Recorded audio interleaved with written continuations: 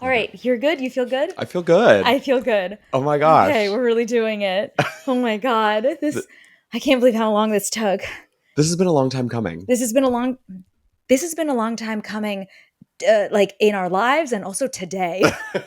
This took us 2 hours to set up, not including our setup day yesterday. Right. But you know what that meant? I got to spend more time with you. I know. Which is a perfect segue into This middling podcast. This middling podcast. How did this come to be? I feel like we need to talk about. I mean, we've just been spending so much time together. We have been. It's been so. We've been like, because we're friends in real life. Of course we are. I feel like we had a renaissance of sorts. We absolutely did. I mean, COVID hit, you had kids, and then I don't know, this past year we've just reconnected in a way that it feels really good. It feels really, really good. And then, of course, we were like, wow, we're so interesting. And we have really good conversations with each other. We should record them. Yes, we should. And so that's how this came to be. And I think something that I still see all the time, even though the middle stopped airing in 18, 19, is that people still come up to me all the time and they're like, I love the middle. Yeah. Something that happened in your one-woman show that you talk about that also happens to me, I get all the time. I love you on Modern Family. All the time. I thought you were going to say also, though, that people come up to you and they're like, where do we know you from? Exactly. Like, did we go to school together? Where do we? Because, as you know, because being on a sitcom is a weird thing. Of course. And my mother will be the first one to be like, he's an actor. He's a celebrity. Oh, Priscilla. But yeah, this has been a long time coming. I can't wait. We're going to recap and rewatch all the episodes of The Middle with everyone. I feel like we should dive into what we need to. We've talked about it so many times off mic, but I feel like we should talk about the spinoff. We absolutely should. Susu in the City. Susu in the City. So I think most people don't necessarily know the plot of the spinoff, right? Because I think, at least for me on my end, and I'm assuming you too, the main question I get is like, well, we saw Sue get married. Does it take place after the marriage? And the answer is no, right? It takes place in between the time from when, like, you see the Hex driving Axel to Denver for his job and that flash forward of Sue getting married to Sean, right? And it's that takes place in that like 10-year intermediate time where Sue needs to kind of like figure out her life. Yeah, it takes place. It's like Sue figuring herself out in her 20s. I know fans will be disappointed to hear this, but the like start of the pilot is literally Sue explaining that she has broken up with Sean. but she says, but I think it's okay. The audience is also okay with it because you know how it turns out, you know how it ends, and I think Sue even says something like, if Sean is my happily ever after, I need to basically find myself. I need to have the adventure first. There's a bit about like the line from point A to point B and like squiggly line and like I need to find my squiggles. I can't just be a straight line. Yeah, you said something like, it's not a straight line. Exactly. You're like, I have to squiggle this way and that way, but eventually I'll find my way to point B. And so cute. Sue, and like you were the voiceover where Patty was the voiceover in the middle. Sue, you were the voiceover in the spinoff. But it's funny because I remember talking to Eileen and Deanne and being like, we got to justify this voiceover because there was no reason for the voiceover in the middle, but it worked. It was fine, but you can't abuse the voiceover, you know?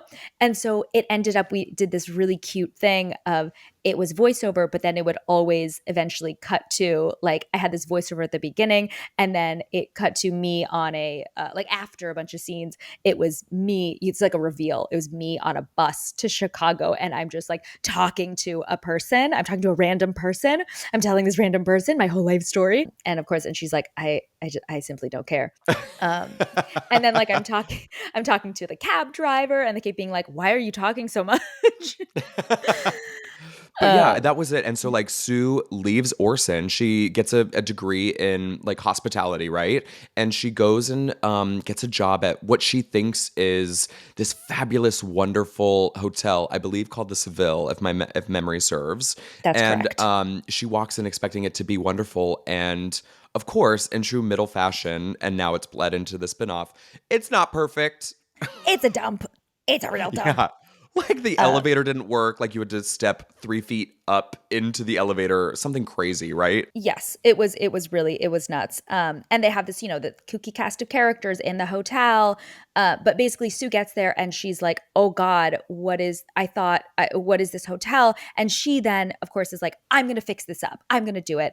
And surprise, surprise, there are a lot of obstacles. There are a lot of no's. Everyone keeps saying no to Sue, and you'll never guess. Sue keeps saying yes, yes, yes. Uh, We had but there such were a so wonderful many. cast of characters. We had Yeah, Chris, how do you pronounce his name? Diamantopoulos, yeah, Diamantopoulos. who Fabulous, played fabulous. the manager, the owner, right, of the hotel. Yeah. Yeah. Who didn't There give a was a shit about chef, it. right? Yeah. The chef that completely hated your guts, and the very weird, very strange bartender. Yeah. Uh, Finesse Mitchell and Kim mhm. Crossman, who are And so, so then, funny. of course, fabulous little Aaron Branch. Ugh. Iconic Aaron Branch. I mean, everyone was, but Aaron Branch was, because he was just such a find. He was such a get. This was, He's I think, like, his first job. yeah, he like, I just moved to LA. I've been doing stand up in Chicago and here I am. And I Yeah. remember when we were doing like our photo shoot, I was like, this never happens. I was like, Yes. you are incredible. And I said, good thing it happened to you because you are so fucking funny. He's so, so funny. He was so, so good. Yeah. But so it was a great character. And then, of course, at the very end, you'll never guess when Sue's at her lowest point and she's like, "I can't do Hmm. this. Why did I think I could make it in Chicago? I need to go back home. I haven't pooped in a week." Right. Oh, yeah. All you've been eating was Um, French bread, right? Because yeah. like, you don't know how Um, to cook for yourself yet. yeah. Then, of course, the godsend, Brad comes in on a taxi cab. What was the line? I think you remembered it, It's right? like, it was like the reveal of bread. It's like an steps like a shoe with a fabulously printed sock or something like Yeah, that, and multicolored reveals, sock.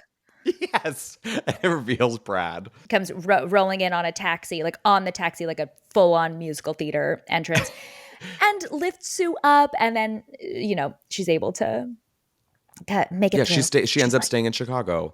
I always wonder what would happen to us. I was like, I wonder, do you know if they would have made us roommates or if I would have gotten my own place? I don't know what they were planning. I don't know. I actually don't know. I think maybe they probably would have had us live together for a little bit, maybe like Yeah. season one. And then that would probably be a plot point of being like, "I love you, Brad. You like, I can't feel like I can't live without you, but I think I need to live without you." you know, Something like that. But yeah, I loved. I thought the plot was so perfect and so wonderful, and that was the It pilot. really, it really was. That was the pilot. And again, everything worked out the way it was supposed to, but it kind of makes me a little sad just because this wasn't a pilot that shouldn't have been. I feel like this wasn't a pilot that clearly shouldn't have gone. Sometimes you watch pilots and you're like, "Yep, understand why that wasn't picked up." And this was like, oh man, this was I feel like there are a lot of, I don't want to say unresolved feelings because that makes it sound like I'm very happy with the way things turned out. I'm sure you are too. Yeah. I feel like a lot of things on like a global level in my life needed to happen in the way they did. I don't think I would have had kids had the spinoff gone. I don't think I would have had I just wouldn't have had the same life experiences. That's not true. I feel like I should clarify that.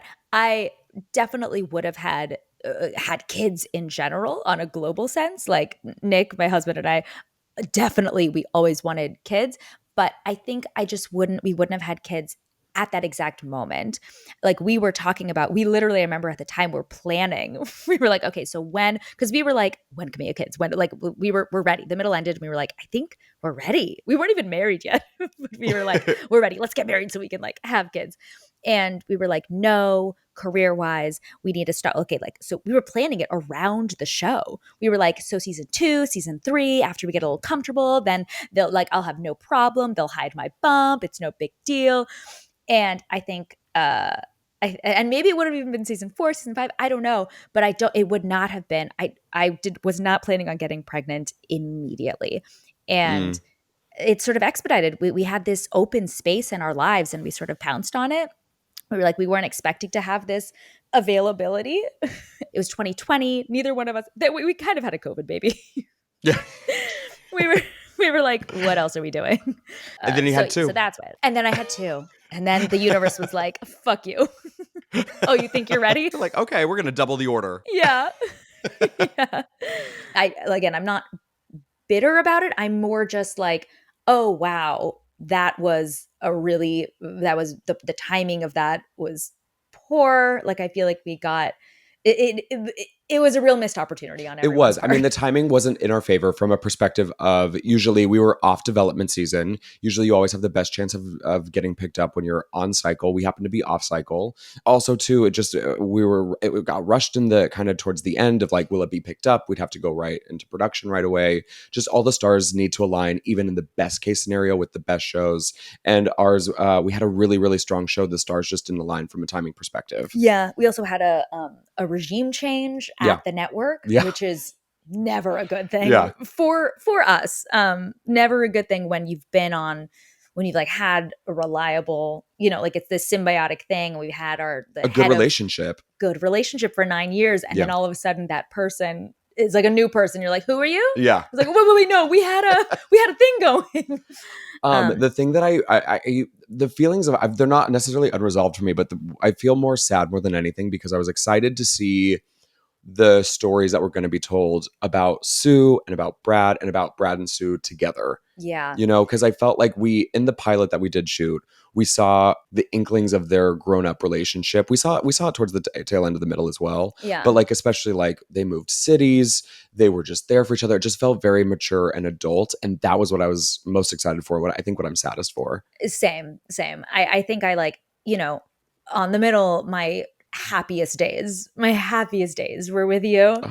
Every time you were in anyone's presence, just everything was brighter and more wonderful. Oh, you're so sweet. And so I think it was like we had a really magical cast. Like in general, we got some crazy, really good chemistry. Yeah. But I was so thrilled, to say the least, that we were like, oh, because I discussed with Eileen and Dan, the Yeah, because creators. you were involved in like the process, right? Yeah, and it was months and months of Talking and fine tuning, I'm sure. talking, fine tuning, and also deals. It took forever to get the deals done, which is That's the whole business. Michigas. Yeah. But when it was clear that the only real person that we were gonna take, the only one that made sense for the show was Brad, I Oh. was like, I think I cried. I was like, oh my God, to get to be like on set with Brock. I'm literally gonna cry thinking about it now. Oh. It's like, you're one of my favorites. Like, I love being with Ciarlelli also. I like being with everyone, but like, I was really excited for like that scene. I will say there was one scene, Oh my gosh, in the pilot or in the spinoff. Yeah. this scene with the I don't know, when With you the come car. in with the car, with the taxi, where you Yeah. jump off the taxi, and then we have that scene. And I remember there was one scene where I got really emotional. Yeah. And like I was supposed to get emotional. It was like the big climax of like, I don't know if I can do it. I don't know if I can make it in the big city all on my own. And I remember, like, as an actor, I was like, I can't fucking get there. Like, I can't, this is, maybe it was just like the pressure all culminating because I was in every single scene. Oh my God, you were, yeah, literally Every single. So it was like, I'd never been that kind of number one on a call sheet. right. And it was midnight raining with you on a Friday night. And it was supposed to be the end of it. Yeah. I have this memory of just literally putting my sounds dirty, but putting my head in your lap of just like, I was saying the big speech and I was like supposed to get teary and I'd like couldn't, was like, I can't fucking do it. Yeah. I can't do it. And I just like held your hands Ugh. and I was like, Brock, I can't do it. Also- I can't do it. And you were like, you got this, babe. You do got this. But like also too, what I was impressed me the most was, you were a main cast member of the middle, but then you've never been number one on a call sheet before. And so I distinctly remember remembering that, but also you being able to command the space, knowing what you needed to do, having just like, I could see, because our stuff was towards the end of the long shoot. It got rained out. We had to come back for another day on an extra day on a Saturday. But like, I just remember you were tired and you're exhausted, but the moment action was called, you snapped into place. And I was like, wow, that is a professional. That is someone worthy of being number one on a call sheet. Well, thank you. I will say I could not have done it.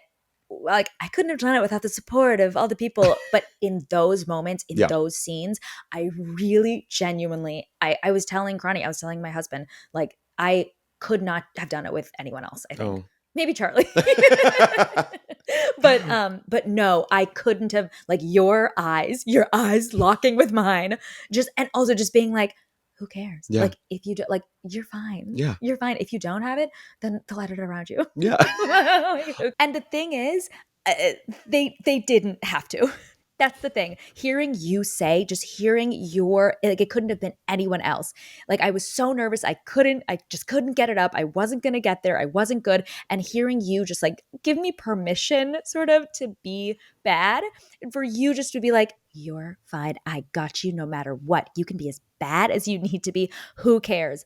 I did it. I did it. I got up the emotion. I looked back. I watched that speech and I was like, I could not have done that without Brock, but I did it. And I'm just so like I was good. And thank You you. were Thank you for fabulous. To me, that is us, though, in real life. We always have each other no matter what. That scene in particular is Sue goes through hell and back. She's working at this new hotel. yeah. And when Brad kind of arrives, she's at her breaking point. But I loved how they wrote and kind of how you played. Sue didn't need saving. They didn't need Brad to save her. However, what she did need was saying, hey, babe, I got you and I'm going to support you no matter what you choose. And I Yeah. think that is really, really smart and perfect for someone like Sue. Yeah. Yeah. And I don't know if I ever told you this though. There was a moment that I wanted, it wasn't written in the script, but I wanted to add something. It just like whenever I hug you in real life, you like come perfectly just right up to like the top of my chest and I always lean over and I just kiss the top of your head. And like there was a moment like in that speech that you have and when Brad is picking up Sue and emotionally there was a moment that I wanted to just like pull you in. I wanted to pull Sue in and like kiss the top of her head. And I regret not doing it, but I was so kind of like you. I was in my head. We were brought in on an extra day. I knew hundreds of thousands of dollars were being spent because we got rained out the night before. It was so late. Everyone wanted to like nail it and just get it done. And the last thing I wanted to do was fuck it up. But like looking back on it and the more I think about it, I was like, that to me feels one, authentically us, but two, this pilot needs to be an elevated and something that shows the evolution of our friendship. And to me, that just it felt mature and just felt us. I regret. Did I ever tell you that? I think I always wanted to like No. pull you in and just like kiss you like I always do in real life. It's really crazy hearing you say that because I thought you were going to say, I didn't even know what you were going to regret because I was like, you did kiss me. You kissed me on the head, just like in real life. And you didn't. It just feels so natural. I like contrived a memory of you doing that. But yeah, it was something that lives with me. And I wish I would have done it. And it's not the biggest deal in the world. We still got exactly what we needed. But to me, I was We like, did. that's You the were kind of fabulous like, also. well, thank you. Again, it kind of feels like in the craziness that is a pilot, when there's so much new and unexpected things happening, and everyone is trying to make sure that they're capturing lightning in this new show, the thing that felt like you're putting on like a nice, comfortable, your best pair of like well-worn jeans. That was the stuff between you and me. That was the stuff that like our director knew because she had directed 1.5 million episodes of The Middle. That was what the Yeah. creators knew because they created our dynamic. And that's what we knew because it's what we've done for 9 years. It's just like when everything is so new, that was the thing that I was very, very confident in because it felt like home.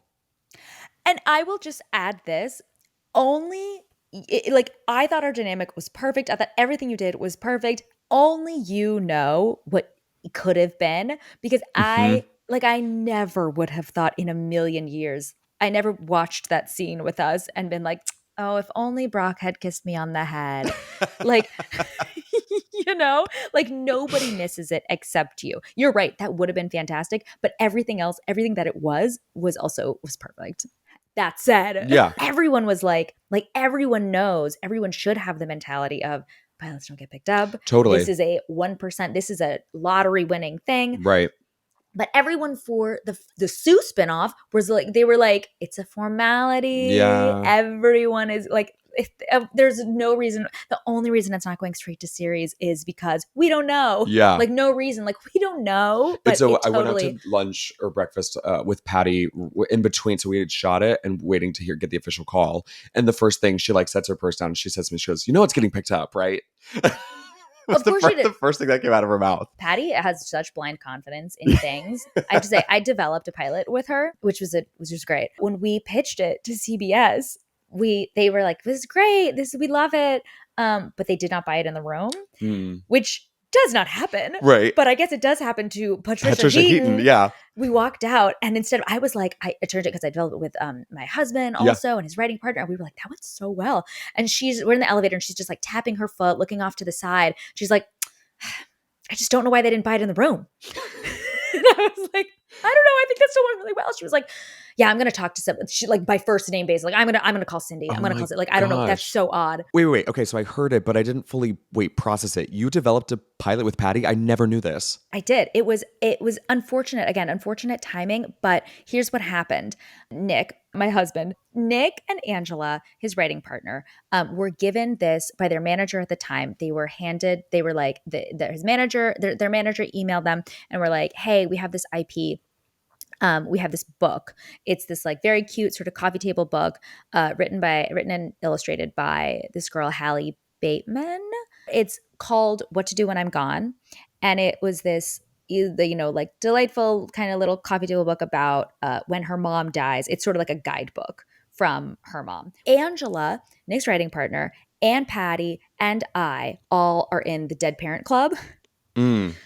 And so it was like, and I should say their manager emailed like, you should develop this into a pilot with me to star in as the lead, because we've got a girl in her 20s. And so we wrote this pitch, and then we were like, we should get a production company involved in this, and who would be right? And we were like, we should bring this to Patty. And we did. And she was in immediately. She was like, yes, 100%. Her mom died when she was 13. Angela's mom died when she was, I think, 24. And my dad died when I was 7. And Such so a we all kind specific of had that. experience. It's a really specific experience. There was not really anyone who it was kind of a perfect, I knew that she had that personal connection to it. And also like we were so comfortable with each other. Cause who else could you say that you worked with for 10 years or 9 years, but it's 10 years, And so, yeah, again, it was unfortunate timing because we started pitching it in December of 2019. And then had a bunch of pitches set for February and March of 2020.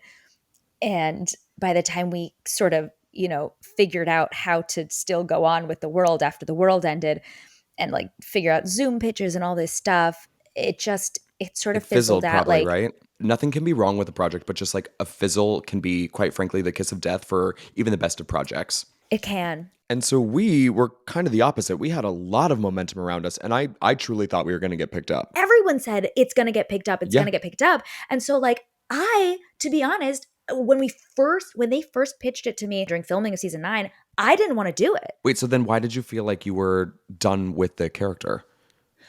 Because 9 years is a long time.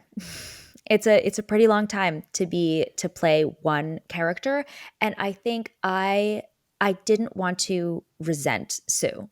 I have such reverence. I had such reverence for playing for Sue as like a character. I have reverence for the middle and my time on the middle.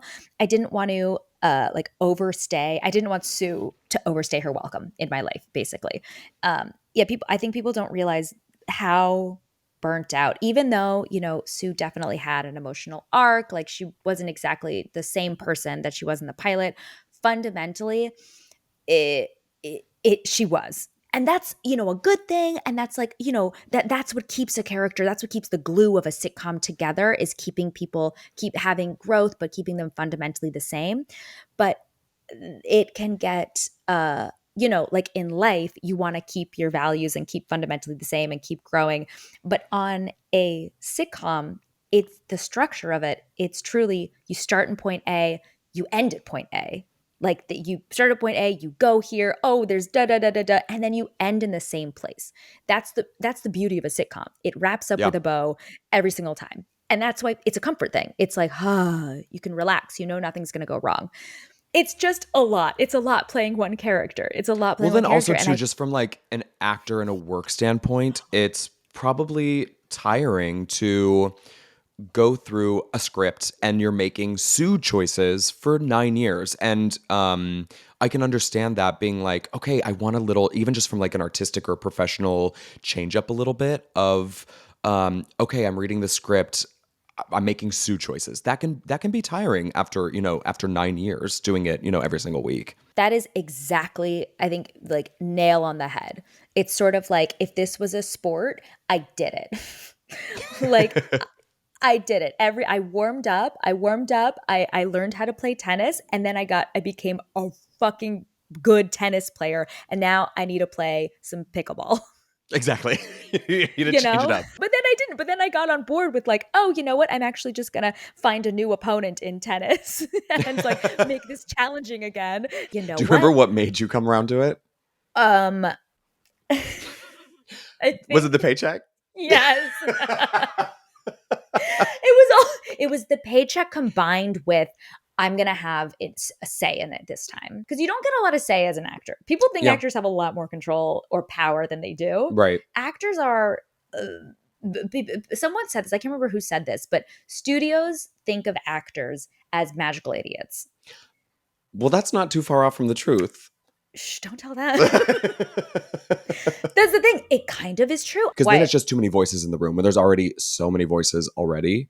Yeah, but like we're not idiots. No. But they think, but it is like acting, especially comedy. It really is like you either have it or you don't. Yeah. So like you're a magical idiot. Like there's magic, and we can find other magic, and like you don't know. You're like okay, darling. Like Yeah. okay, puppet. You just do your magic Yeah. trick. But it also is like they need. Can you do magic? Can you do it? You can't do it without us. Like you can't do it. I think about that a lot. Where I'm like, people are like acting, and I'm like, you do it, bitch. Yeah, you try it. Okay. You try being word perfect. Yeah. And also being funny. Oof, word And also perfect. hitting your mark. Yeah. And looking right there at that orange piece of tape who's supposed to be played by your You're supposed to best friend. cry at Yeah. the orange piece of tape. Like, okay. But going into a spinoff where you have value, where like they can't do it without you. Did you have anything specific when you were kind of working on it with Eileen and Deanne that you were like, I really would like this incorporated. This is important to me. It was really important to me that we saw Sue grow. Yeah, I think of we course. saw Sue, like, Sue is Sue, but there couldn't be there had to be a blend of, Sue's like, really? Right. And also just like real feelings. Because I was like, if I'm really doing this, knock on wood, whatever, if this goes for another 10 years or 9 years, that's Frasier. That's like a Frasier situation. Yes, of course. And at a certain point, like Kelsey Grammer, you think Frasier. Yeah. And so if it's gonna be me, if I'm really solidifying this as like this is my making my mark in, Hollywood history, I need this to be a character that I feel very comfortable with. Like this has to be someone where if I'm stopped on the street, they're not going to be like, what is it? Didn't like Anthony Hopkins not want to work for a while after being Hannibal Lecter, or people Because everyone just sees him the same way. Yeah. So like I didn't want to be a Hannibal Lecter. I needed the association with me to be like something I was really comfortable with. Then once we all got on board with that, and then to be like, I think it was right before Thanksgiving. I remember because I had to say at Thanksgiving, everyone was like, so your pilot, when are you shooting the series? And I had to be like, it's not going. Right. We found out the day before Thanksgiving. I'll never forget it. Yeah. Okay. Yeah. So it was before Thanksgiving. It was. Yeah. It was the Wednesday before Thanksgiving. It was one of those where it came just as like oh, well, I always knew this was a possibility, but I didn't think it would happen to us. Yes. That's exactly what I cried. Yeah. Oh yeah. Kim, who she played one of the characters. She called me on the phone. She was wailing because she had done like 7 or 8 pilots or something insane, unheard of as an actor. None of them went. And so of course she was like, this is the one. This is the one that it's meant to be. And she just called. She goes in her New Zealand accent. Why didn't it get picked up? Why didn't it get picked up? Brock, I don't understand. That was exactly the. I was like, girl, I know just as much as you do. Oh God, yeah. I tried to keep in touch with, or like tried to send it. We send everyone a text. Yeah, just to be like, I don't get it either. None of us understand.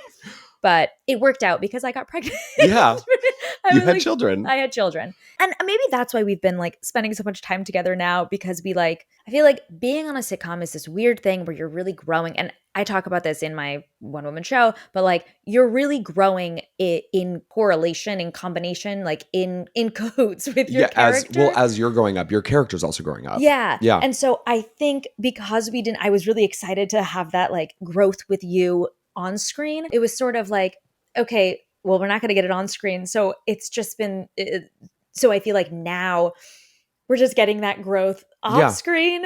I mean, I think one of my favorite things about friendships in general, and especially you're one of the people I've known longest in my life, just because is I love seeing people go through different phases of their life. Like my favorite friend from home, we were friends freshman year. We went through acne together. We did all this kind of stuff. Same thing with you. Like I grew up alongside with you. You saw me at my most pimply. You saw Mm-hmm. me at my most angsty. You saw. Mm-hmm.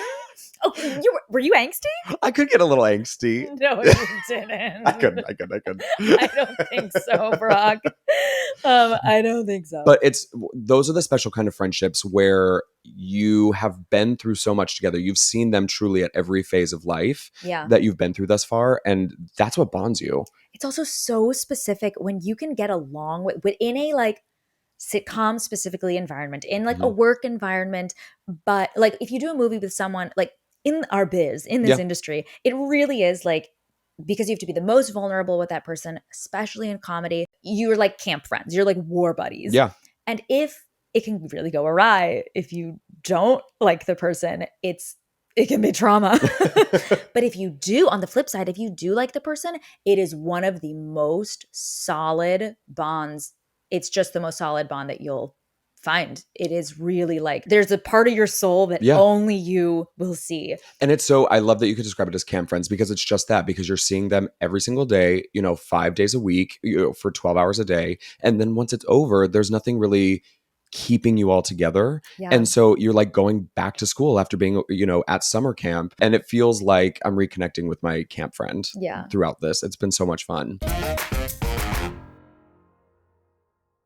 Okay. Also, I remember meeting you for the first time. It was like my first time ever, like on a huge set. I had just gone through casting, which was a whole ordeal in and of itself. Was it? So What was like your what? so I was still living in Colorado. Right. And so throughout the years, my mom and I would fly out on a whim whenever we'd get an audition. And the middle was one of them. So we flew out on a Wednesday.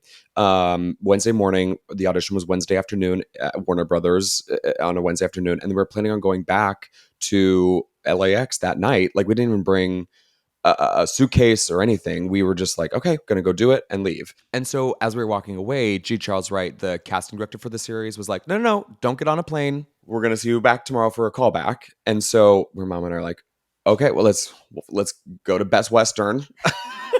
let's go to Target. Let's get some like a toothbrush and toothpaste and some clean underwear.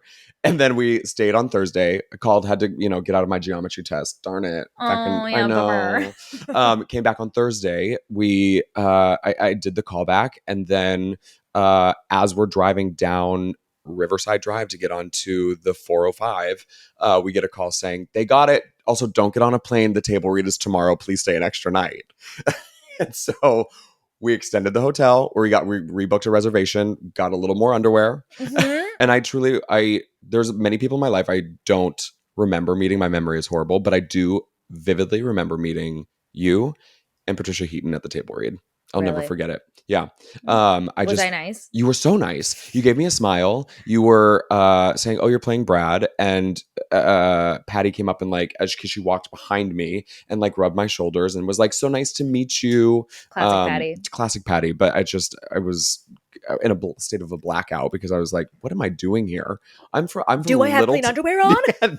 I'm from Littleton. I'm from Littleton, Colorado. Like, I should not be here. And then Mhm. also too, because during the audition, I only brought one set of clothes. So I had a bright pink polo shirt and then a black vest that felt very like theater kid Brad to me. Yeah. And I'll never forget, my manager said, and G. Charles Wright requests that you please not wear the bright pink polo shirt for the table read.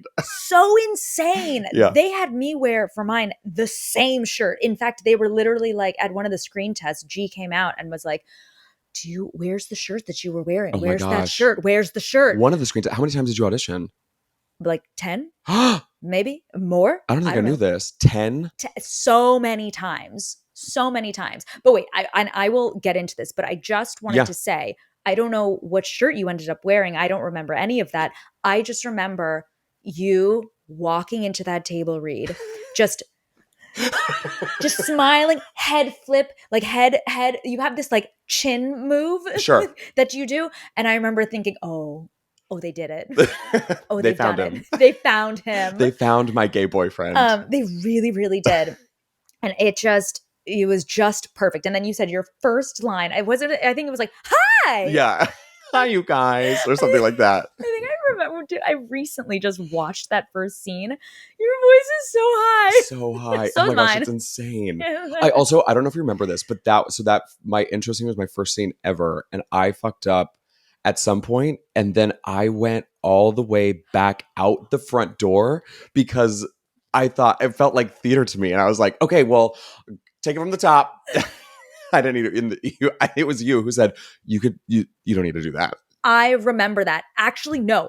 I did not say it there because I remember specifically because you did that, and I remember you did that at like a bunch, and you were just so wonderful. There was no like, and I am not the director. I don't want to Sure. like correct anyone, but it was another episode where it was just us talking to each other.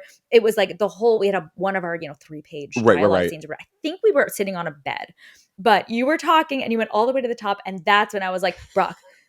I think I felt comfortable enough with you at that point. We were friends. I was like, Brock. You're like, we got that 8 times before. Just go to the front of the line. Yeah. Just go to the top of the line. Don't start over, please. Don't start over. Oh, that is funny. Yes.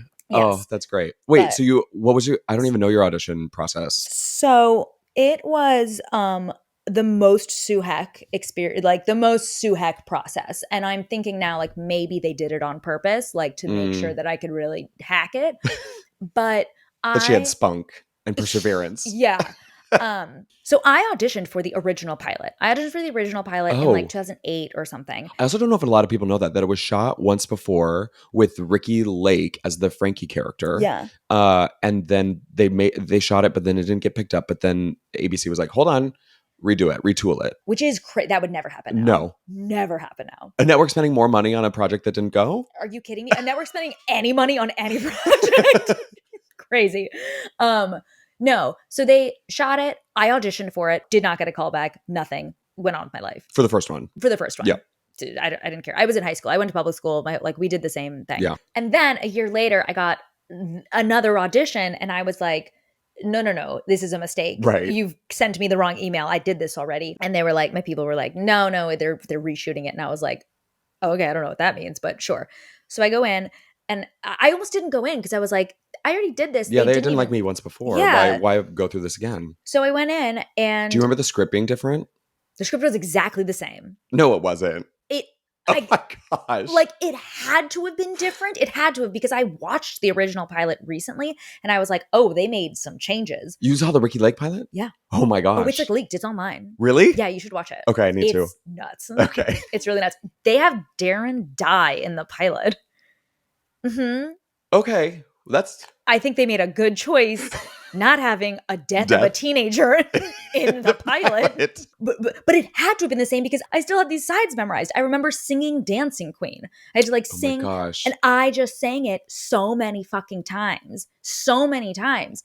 So I go in, I read again. They don't give me G, right? With G. Yeah. Oh, wait a second. No. I don't think G cast the original pilot. Well, there was another woman. I'm going to forget her name. Her name was Deborah, if I remember correctly. Deborah, yeah. Because they were a partner. And then for whatever reason, G stayed on, I think, season 2 and beyond. Oh. I think. Okay. Well, then whatever. I went in, again, no direction, no nothing. And I was like, okay, once again, didn't like me. And then 2 weeks later, which yours was so opposite. Right. You had an hour. Expedited, yeah. Mine was it was infinity time. And then they were like, they want to see you again. And I was like, oh my God, a callback. Wow. No way. Did you go to Warner Brothers? Is that where it was? Yes. Yeah. And it was not a callback. It was absolutely, undoubtedly not a callback. A second call. It was just a second call. Okay. I don't know why I went in again because there were more different girls there. And they were all really young, I will say. They were really, really young. You were what, 18? I was 17. 17. Yeah. But I had my own set of fake braces. I had them from Weeds. And the craziest part is that they were my real braces. Wait, and they were able to pop in and out? You got them? Yeah. So what happened was, this is context that you don't need, but I'm just going to give it to you anyway. I was on Weeds. I had a recurring role on Weeds. Oh, baby, I watched. Okay. I didn't know you were a fan. Yes. but I had real braces. In real life, I was 14 and Yeah. I had braces because my teeth were crooked. And I was on the show as an actor with braces. And then I was 14 and my orthodontist was like, getting your braces off. And I was like, okay. And I didn't think I was going to go back for more episodes on Weeds, but they kept calling me back because they loved me. Of course. And I guess a plot point in the show was, I'm not going to kiss you till I get my braces off. Oh. And so they were like, I was like, I'm getting my braces off. And they said, no, you're not. And I said, well, I am. I have to. And they said, well, no, you're not. And so they figured out a way. Their whole team. They Jimmy rigged it? They were like, okay, go to your orthodontist. We got to get a prosthetic. We need your exact braces. Right. And so my orthodontist, not a like Hollywood person, he just was like, I'm rising to the task. Here I am. He somehow made, it was like Invisalign inserted into the teeth part were my actual brackets. That's insane. I know. So I just like popped them in like a retainer. Well, and that's how it worked wait, so did they make you new ones for the middle? They did. Okay. They didn't know it was. So, and also the Weeds makeup department, they should never have let me keep those braces. That was property of Showtime, like property of whatever. But they were so cool. They were so nice. And they were like, these won't fit anyone else.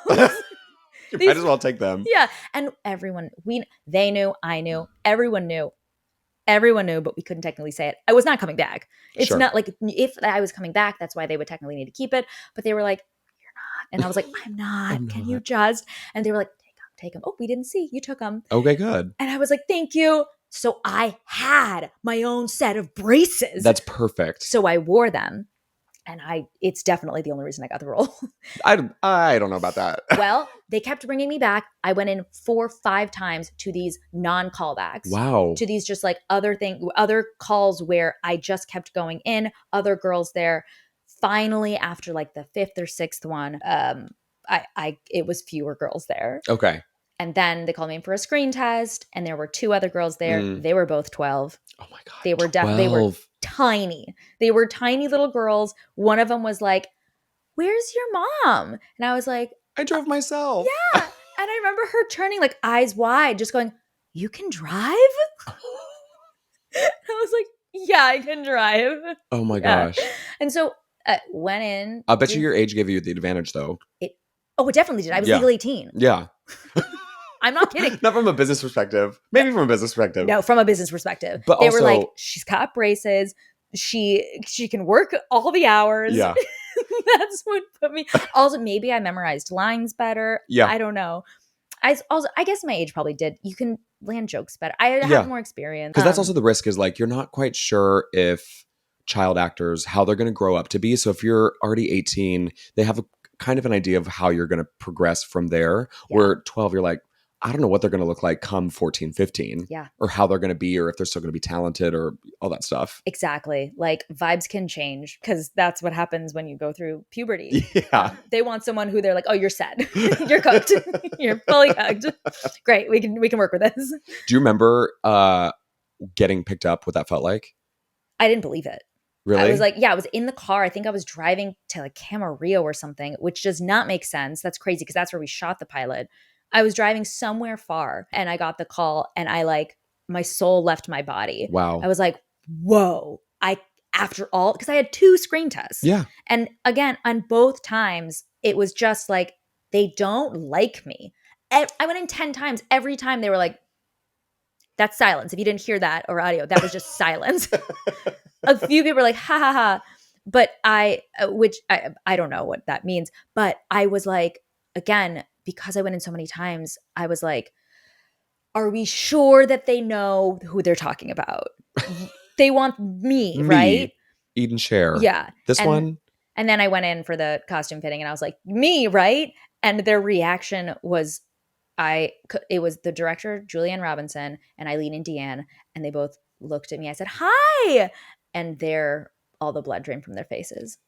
And they said, did you get your braces off? Oh, they didn't know. They had no idea. Oh, their soul left their body. Their soul left their body. And I said, they're fake. And they said, can we have them? Because they're important. And that's when I was like, oh, these braces got me this job. Oh my gosh.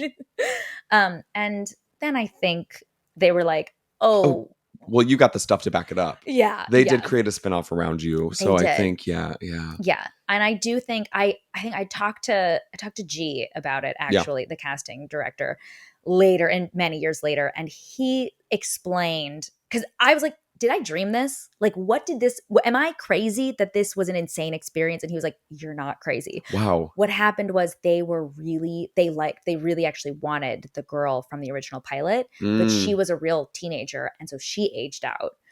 Got it. And they just, like, she was too old. And so what happened was, I think they were so attached to, they were trying to find just like this girl, another one of this girl. And I think they had to reframe a little bit, like, okay, we're not going to find that girl. We have to kind of tool it for the actress we find. I think eventually they came around to, oh, you're quite different, but Yeah. also good. You are talented, and it wasn't just your braces. I'm here to go on record and say that right now. Thanks, Brog. Thanks, Brog. Wait, so do you remember when the pilot got picked up? Do you remember what that felt like? Yeah, it felt like my soul left my body. I was like, I don't believe it. First of all, I don't believe it. You probably got the call in what, like May? No, April. It was right after I found out I did not get into Barnard. Oh, and then poor Barnard. I know. And then I was like, oh my God, the pilot I shot got picked up for 13 episodes. I hope they really wanted me. But they did me. And I will say, like, I think I didn't realize at the time the pressure of, like, everyone else must have been, not the cast, the creative team, like Eileen and Deanne and everyone must have felt kind of stressed because they weren't getting a third opportunity. No, of course not. This was it. I mean, reshooting as a pilot a year later is unheard of. Yeah. Now, but even back then is rare. Crazy. And so I think I was definitely imposter syndrome, really, because the whole time, again, I was just like, I'm pretty sure that they actually made a mistake. Like, they literally made a mistake, and now they just can't back out because I signed contracts. Did you ever feel like pressure though? Yeah, I felt like, oh, but no, that's the thing, because I think I didn't realize, especially shooting the pilot, I was like, pilots don't get picked up. So, like, because that's also the thing too, is like, you've been doing it for a while, so you kind of know how the business operates. Yeah. There's always like people who have not been in the business, so they don't realize what a big process this is, or what the rarity is of it getting picked up or even cast. I also had already shot, I did another sitcom for ABC that went 11 episodes. What? I think they aired like 7 of them. Oh, I didn't even know this. Yeah, it was 3 people watched it, probably. Kind of ahead of its time. It was like half improvised, but it was such a different experience. It wasn't really well received. It got canceled. We went on like indefinite hiatus. The whole process was just like, so that was my experience with pilots. Yeah. And so then when it did get picked up, again, I was just kind of like, all right, I'm just going to try to do my best. They'll probably fire me after 13 episodes. They'll write me out, but that's okay. At least I got 13 episodes. They'll write out their daughter. They do that. Like, they can write around people. But no, so I think I didn't feel the pressure because I never thought that I was actually supposed to be there until, and the only time by the time I was like, okay, I felt weirdly secure in it. And I'm glad you felt secure in it, because you're a star. I know that, you know that, America knows that. You're a star. Well, I'm so excited to do this with you. I am so excited to do this with you. There's no one else who I would want to do this with. I'm excited. It's really is special walking down. It sounds so cliche, but like walking down memory lane, and like getting to say all the things, talk about all the things. Well, I think I'm also excited too to like debrief with you, but also like, just like it happens with you, I still get fans from the show saying I've just discovered it, or I'm on my 10th rewatch. So I'm excited to like bring them into the fold and see what they have to say. I'm also excited to kind of give, we've had some separation now from the show. I'm excited to look back on it as in my 30s and see what the show is like from a 2024 perspective, from a 30-year-old's perspective, and kind of walk down that with you. Yeah. Okay, I think my kids are awake. Okay. So that's our episode. The next episode of Middling with Eden and Brock is available right now wherever you get your podcasts. In that episode, we will break down the pilot episode of The Middle, episode 101. Yes, the pilot. That's what that is. And we are also going to be interviewing a very special guest, America's mother, our fearless leader, producer of Not Produced Pilot, What to Do When I'm Gone, Patricia Heaton. Ooh, I can't wait to talk to her. Yes, so that's available right now. And also something available right now, which we're so excited to launch, is our Patreon. So you can go to patreon.com/middlingpod or download the Patreon app and search Middling with Eden and Brock. And available there, we have so many fun things planned out for you. We have a couple different tiers depending on if you want a little bit more of us. The $5 tier, which I have to say, I kind of love these names, Eden. The Spudsy You came up with Special. them. It's fantastic. You The should love $5 them. They're tier great. is the Spudsy Special. And that is if you're clamoring for more content with our special guests, the likes of Patricia Heaton and other fabulous people who are involved in the creation of your favorite show. We've got that extended interviews. That's available in our $5 tier. Our $10 tier is the Bosco bonus. Now, that is if you miss seeing me and Ian's face on a weekly basis, and Eden's gorgeous. She has a lovely glow around her. Who wouldn't miss seeing that? You can Who get wouldn't? the video content of these Patreon episodes. So it's everything that you get in the $5 tier, but also the video aspect. And now the $12 tier, which I think is my favorite and what I'm most excited for, we're calling it the Ehlert's exclusive. And once a month, Eden and I are doing a live watch of one of the episodes of The Middle. We're going to be giving real life commentary. We're going to be starting the episode, pausing the episode, chatting with you live, the fans. You can ask your questions in the chat. We'll talk to you. We'll chat. That's happening once a month. And if you subscribe to the $12 tier, you get exclusive access to that tier, which I'm so excited for. I'm so excited too. All right. So you can click the next episode right now. And until then, Eden, love ya. I love you so much, Brock.